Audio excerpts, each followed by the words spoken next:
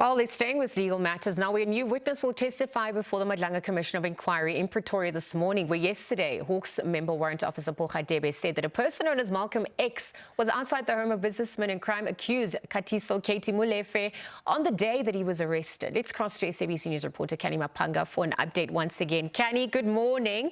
As the Madlanga Commission continues, we just looking at the tensions between the Hawks and SABC, how the Hawks are accused of interfering with Gauteng counter-crime intelligence as well.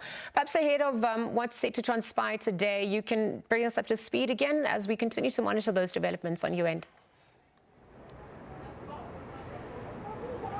Indeed. Good morning to you, Liesl, and to the viewers once again as we prepare to hear new witnesses this morning, which could include the Brigadier Lesiba Mokoena, who's also known as Clanky within the Hawks. The common theme that continues to run in this Hawks testimony that the Commission has circled back to is where is the evidence of General Godfrey Lebeya, that is the retired Hawks head who would have at the time activated those various units. From the evidence we are hearing regarding the operation takedown of Katiso Molefe, it seems that several commanders within the Hawks were activated to head down to that particular property. Questions remain regarding who would have given that information to Lebeya about these persons allegedly impersonating the Hawks and why it needed this many officers to descend on that particular property, as well as information regarding why those particular officers stayed there for close to an hour